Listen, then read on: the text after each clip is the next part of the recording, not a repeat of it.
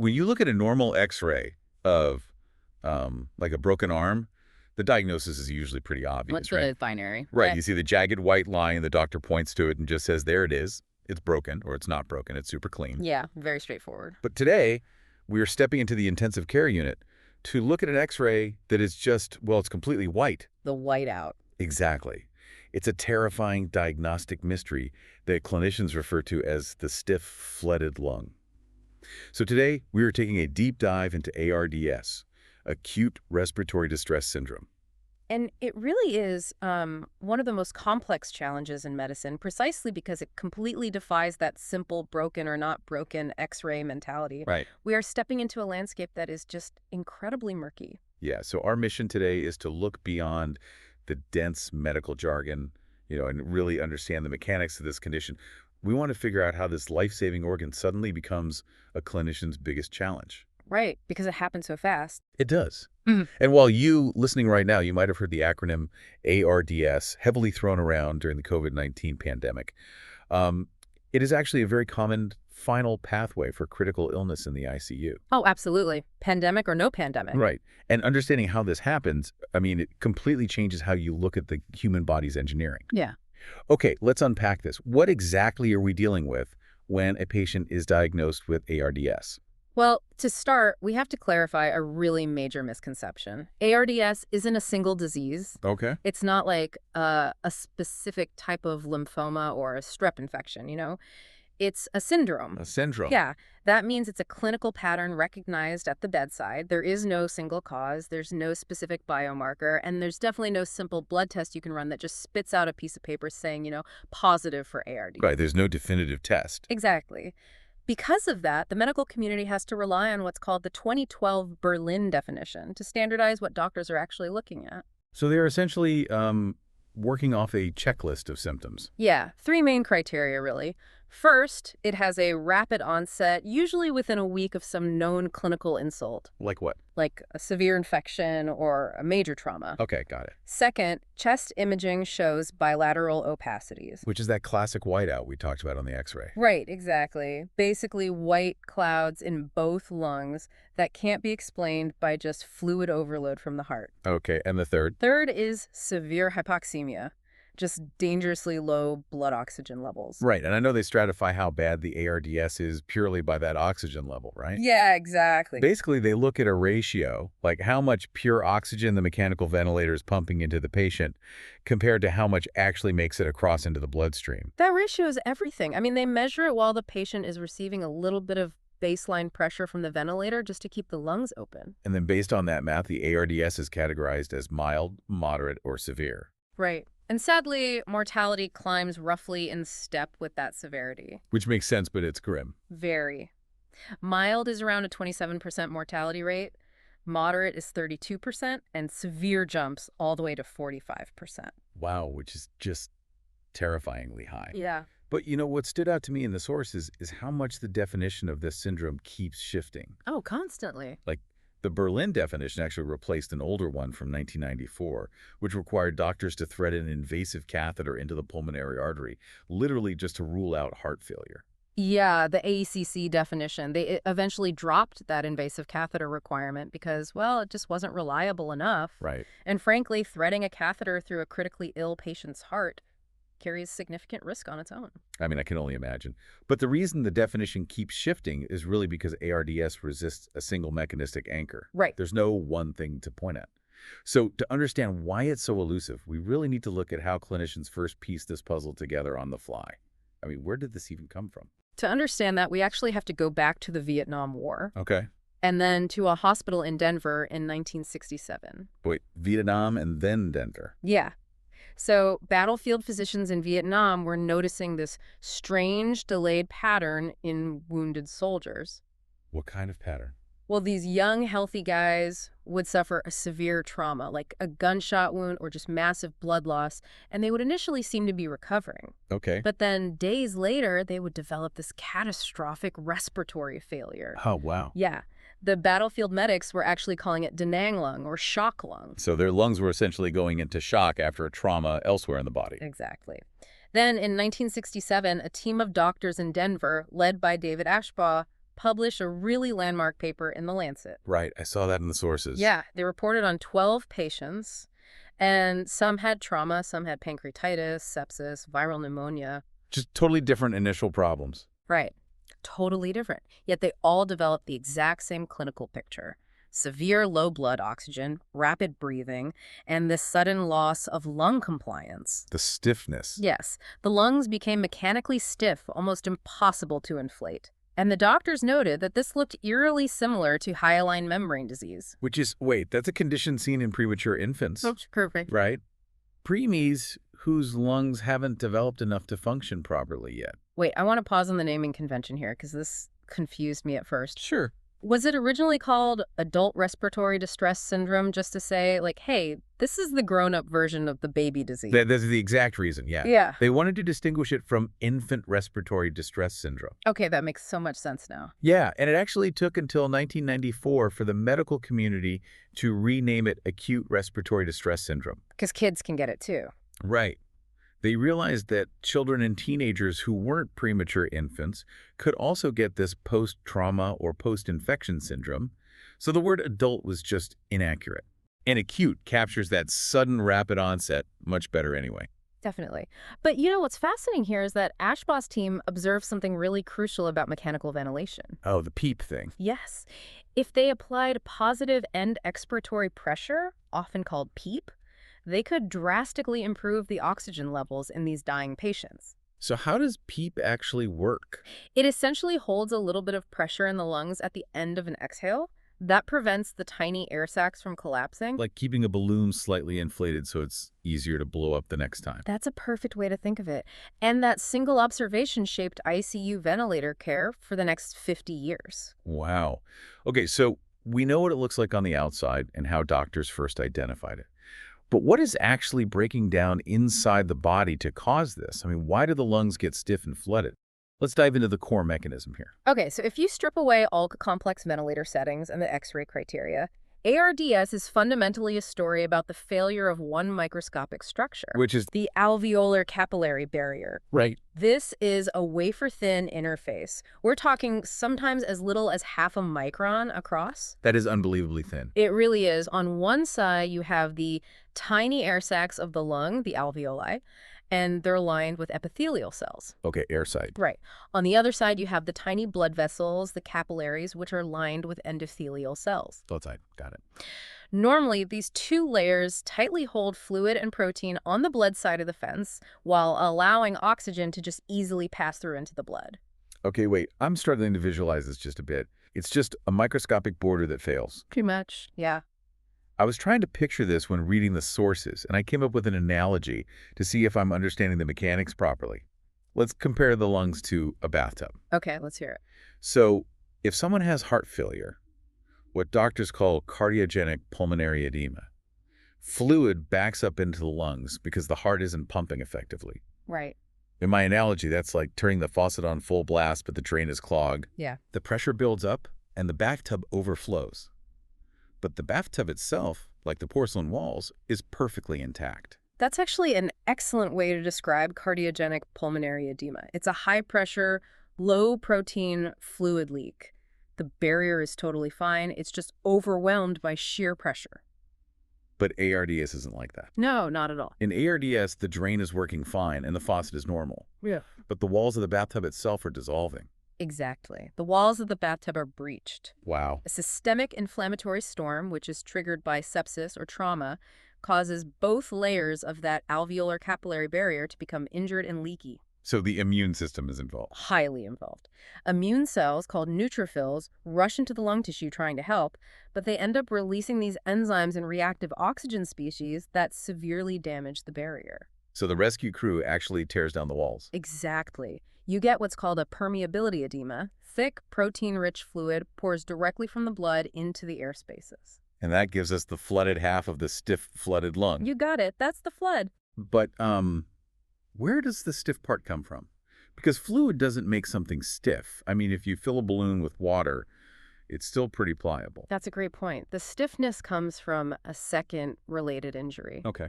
Remember that epithelial layer on the air side of the barrier? Yeah. It contains specialized cells called type 2 pneumocytes. Type 2 pneumocytes, right?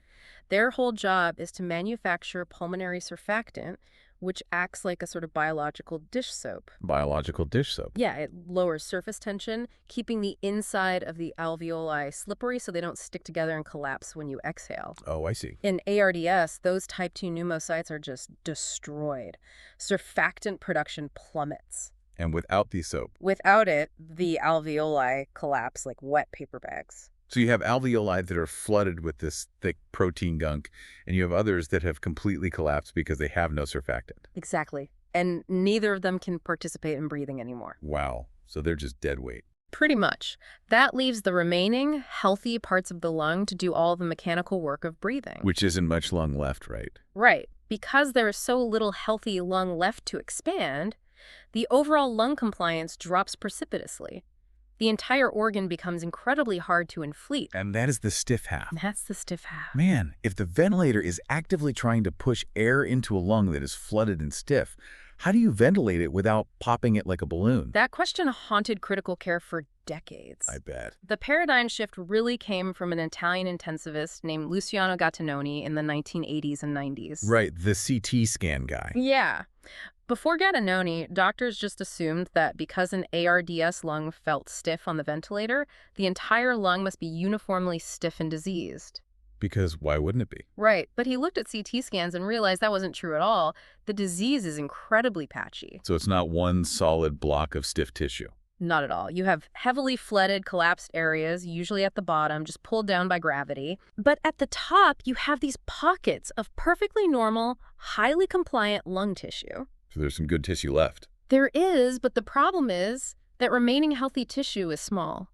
Gattinoni described it as having the functional size of a 5- or 6-year-old child's lung. Wow. He coined the term the baby lung. Here's where it gets really interesting. Right. If you have a fully grown adult man with ARDS, his functional lung capacity is now the size of a kindergartner's. Yep. So if you pump a normal adult-sized breath into that patient, I mean, you are forcing an adult breath into a baby-sized lung. Exactly. You would just be violently overstretching and destroying the only healthy tissue they have left. That is horrifying. Thousands of times a day, on every single breath. Oh, my God. This realization sparked one of the most famous trials in medical history in the year 2000, published in the New England Journal of Medicine. Yeah, the ARDS snot trial. Yes. Researchers randomized ARDS patients into two groups. One group got the traditional normal tidal volumes, which was about 12 milliliters of air per kilogram of body weight. Okay, the standard at the time. Right. The other group got low tidal volumes, about half the size, at 6 milliliters per kilogram. And what happened? Well, they actually had to stop the trial early. Wait, really? Why? Because the traditional larger volumes were actively killing people. Wow. The mortality rate in the traditional volume group was about 40%. In the low volume group, it was 31%. That is a massive difference. That is huge. So the mechanical ventilator, the very machine meant to save the patient's life, was actually causing ventilator-induced lung injury. Yes, VINI. The cure was literally causing a secondary disease. That must have been a huge wake-up call. It was a profoundly humbling moment for critical care medicine. It proved that you have to respect the baby lung. Okay, so if we can't just forcefully shove a normal amount of air in without destroying this baby lung, what do we do? Right. How do you get air to the flooded, collapsed parts of the lung without using dangerous pressure? Well, sometimes the most effective answer is shockingly low tech. Low tech, like what? In 2013, a trial led by Claude Guérin looked at prone positioning. Oh. Remember how those CT scans showed that the fluid and collapsed tissue pool at the back of the lungs when a patient is lying on their back? Yeah, you said it was pulled down by gravity. Right, that's just gravity acting in a flooded organ. So the trial took severe ARDS patients and simply flipped them face down on their stomachs for at least 16 hours a day. So by flipping them over, gravity naturally redistributes the blood flow and the ventilation away from that flooded pooling in the back. Exactly. The numbers on this from the sources are just stunning.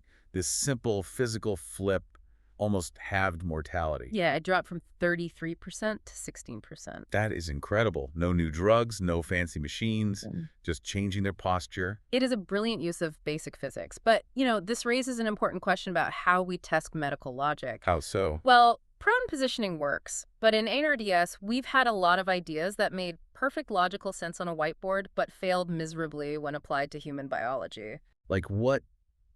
I mean, if the tiny air sacs are collapsed because they lack that biological soak, why don't doctors just aggressively pump in high pressure to pop them all back open and hold them there? See, that logic makes total sense, and it is called a recruitment maneuver. Okay. Researchers rigorously tested that exact theory in a 2017 study called the ARDS trial. Yeah. It turned out that aggressively forcing the lungs open actually increased mortality. Oh, wow. Why? The high pressure caused barotrauma, meaning it injured the lung tissue with pressure, and it squeezed the blood vessels so hard that it compromised the patient's blood pressure. So the harm of the mechanical pressure heavily outweighed the benefit of opening the alveoli. Exactly. Okay, what about the fact that the patient is on a ventilator to begin with? Right. If the machine is causing damage because the patient is naturally fighting it or breathing out of sync, wouldn't it make sense to just heavily sedate or paralyze them? Take away their ability to fight it so the machine can gently do its job? Another highly logical theory. And in 2010, a trial called Acute actually found that giving severe ARDS patients a neuromuscular blocking agent, essentially paralyzing them for 48 hours, did indeed improve survival. Oh, so everyone started paralyzing ARDS patients. They did, until nearly a decade later when another trial called ROSE tested the exact same intervention on a larger scale, but alongside a different, more modern sedation strategy. And what was the result there? Absolutely zero mortality benefit. Wow. Wait, really? Yeah. It showed just how fragile a single clinical protocol can be when you try to apply it across different ICUs in the real world. It seemed like every time we try to out-engineer the lung, it backfires. We keep learning that we have to adapt to the lung, not force the lung to adapt to our machines. Right. In 2015, a researcher named Marcelo Amato looked back at decades of data and found that it wasn't just about setting the ventilator to that magic number of 6 milliliters of air. Okay. What actually predicted survival was something called driving pressure. Driving pressure. Yeah, it's a mathematical way of seeing how well the size of the breath matches the actual size of the available baby lungs. So it's relative. Exactly. If a patient's baby lung is extraordinarily tiny, even a small 6 milliliter breath might be way too much. You have to match the breath to the available real estate. These trial failures really emphasize a theme here.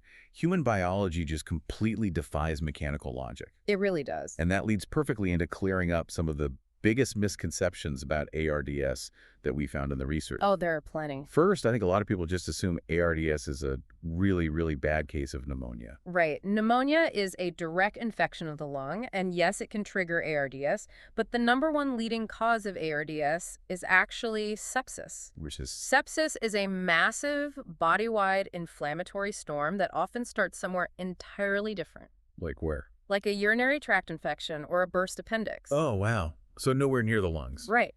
That systemic inflammation travels through the bloodstream and attacks the lungs indirectly. Got it. Another thing that seems super counterintuitive to me. If a patient is dying of low oxygen, why can't doctors just crank the oxygen dial on the ventilator up to 100%? Ah, the oxygen paradox. Right. Like, why doesn't blasting pure oxygen fix the problem? Because of a mechanism called shunt physiology. Shunt physiology. Okay, explain that. Imagine a train station where the platforms are entirely flooded. Okay. The blood is the train passing by the alveolus, which is the station. Right. Because the alveolus is flooded with that protein fluid we talked about, no oxygen can get from the station onto the train. Oh, I see. It doesn't matter if you pack the station with 1,000 extra passengers, by pumping in 100% pure oxygen, the train physically cannot reach them. The blood just shunts right past the flooded areas without ever picking up a single molecule of oxygen. Exactly. So you can't just pump in more oxygen. You have to actually fix the flood. Precisely. That is such a clear way to understand it. But there's one final jaw-dropping fact in the source material today. Oh, yes. The missing pathology. Right. This is the part that truly keeps researchers up at night. It's definitely a brain breaker. So we've been talking about this very specific cellular breakdown. The destroyed alveolar-capillary barrier, the loss of type 2 pneumocytes, the protein fluid. Yeah, doctors call this diffuse alveolar damage, or DADE. DADE. It's the textbook microscopic hallmark of ARDS. I mean, if you open a medical textbook, Day is the picture right next to ARDS. Yet, when researchers look at autopsies of patients who died with a clinical diagnosis of ARDS patients who met all the criteria of that Berlin definition we talked about, that textbook damage is only there about 50% of the time. It is astounding. I mean, half of the people who die with the clinical syndrome of ARDS, the whiteout X-rays, the low oxygen, the rapid onset, they do not actually have the classic microscopic lung injury we've been describing. Right. They might just have severe pneumonia without DAID or just some other biological pattern entirely. It really forces us to confront the limits of our knowledge. It does. ARDS is defined by its clinical presentation, not its microscopic certainty. So what does this all mean for you, the listener? Why did we spend the last 15 minutes deep in the weeds of lung compliance and alveolar barriers? It's a fair question. Because ARDS is a masterclass in how modern medicine actually works. Whether we are dealing with a global pandemic like COVID-19 or just a standard Tuesday in the ICU, treating ARDS isn't just about throwing antibiotics at an infection. No, not at all. It is a highly delicate physics problem. You are trying to mechanically rest a fragile, unevenly damaged organ while desperately trying to make sure your rescue equipment doesn't destroy it further. Critical care is so often an exercise in restraint. Yeah. I mean, we had to learn to give smaller breaths. We had to learn to back off on aggressive mechanical pressures. Right. We learned that turning a patient onto their stomach can sometimes save more lives than the most advanced pharmacological intervention. It's wild. We started this deep dive by talking about how much we crave the certainty of a clean X-ray, the clear broken or not broken diagnosis. Yeah. And ARDS is just the exact opposite of that. Which leaves us with a rather provocative thought to mull over. Okay, let's hear it. It builds on that autopsy statistic. The 50% thing. Yeah.